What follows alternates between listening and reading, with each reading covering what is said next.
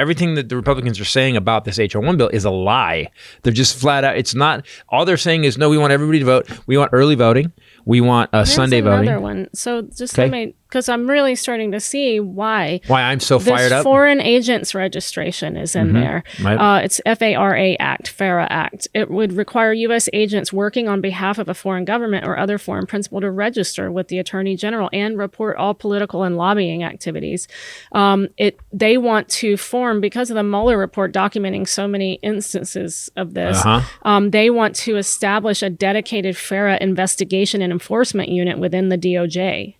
Because the world has gotten smaller. Yes. We're all connected. There's America. People don't understand about America. We are 330 million people we're consumers, and from everything from energy to clothing to electronics. Every country wants access to our markets, and they want it, and they don't want to have to pay tariffs. So you got all these lobbyists from other countries. It's not dark in the sense of we want to kill everybody. It's like we want to sell our shit where you are and not have to pay extra for it. And that's why they're giving all these money to these politicians, and they're taking it. We just want it to be fair. Like that's the funny thing is when people go, "Well, you're a Democrat," I go, "I just want it fair. I'm just conscious. I just want everybody to be able to vote, everybody to have a decent life, and everybody be treated like everybody else is treated. That's it." And why does that make me a liberal? Why is it a bad thing to make voting easier?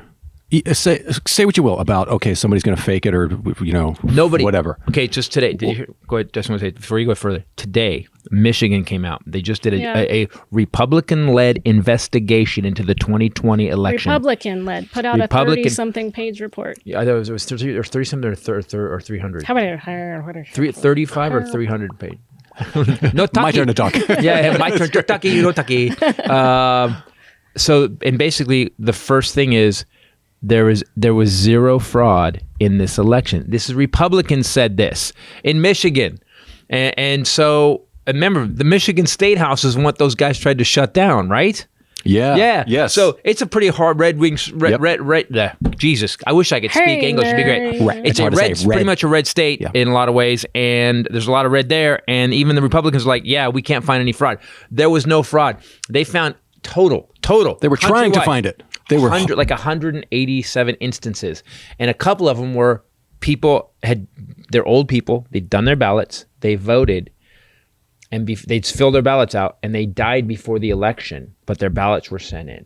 So they were counted as dead voters, but they were alive when they voted. Yeah. They just, so it's bullshit. Yeah. And this bill would make it so we had a federal standard, still giving the states enough room to mess around with their own elections because they need to, because the Republicans, and I'll say this out loud, do not have a fucking idea how to help the citizens of America. And they know that. So what they've just, here's how bad they know it. In the 2020 election, they had no platform. They came up with nothing. What's the Republican platform to win this election? We got nothing. Trump. Trump. There was no brand. There was a brand name. There was no rules. Mm-hmm. There was no what they stood for.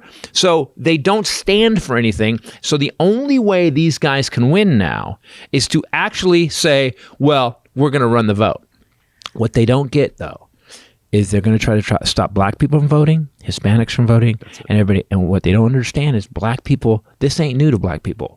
Black people are like, all right, motherfucker, what's the rules now? Mm-hmm. Okay, let's go. Well, that's one thing that I am hanging all of my hope on, is what happened in Georgia, where black people realized that they very specifically were being disenfranchised. And thanks to a lot of work done by Stacey Abrams, they came out in full force and voted. And I'm hoping that now everyone realizes that as they move the goalpost, we just have to pivot at the same time. Yep.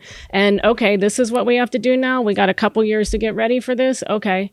And what I'm hoping we need more Stacey Abrams. By the way, in your community, you may have to pick up the Stacey Abrams mantle, people. This too also is that that's what I said in the Arming Update. These rules apply to everybody. They tried to fix it in Florida. They were like, well, if you're over 70, you don't have to follow these voting rules. And they're like, nah. Texas too. They were trying to actually carve out for elderly because they know the elderly vote conservative. So what they're going to do is all these privileged white people who's had an easy time voting and never had any kind of stumble, all of a sudden aren't going to get their ballots in the mail. they're not going to get their stuff. And then I think, as always, whenever you try to do evil, you fuck yourself. Eventually it comes around and hits you hard. So I think what's going to happen is, I'm betting on it right now. You guys can remind me when this happens. 2022 is going to be a rout. We're going to have 65. You say that, but I'm We're going to have afraid. 65 seats in the Senate. We'll have 65 seats in the Senate, and then it'll be insane. But it's because even the people on the right are like, you guys voted against raising my wage. You guys voted against voting rights. You guys, I love America and Americans, and I've been going through this country so many times. Most Americans, there's an inherent goodness in them. There's an inherent sense of right and wrong because we were raised with it. And a lot of people are going to be like, yeah, I'm conservative, but they're not helping me anymore. And you know what I say? I say those people is what we need to actually put our faith in, to put the love of democracy in their hands. Because at the end of the day, those people will bring it home. And this country will live on forever and ever as a bastion of freedom. I'm Christopher Titus, and I'm not running for shit. You're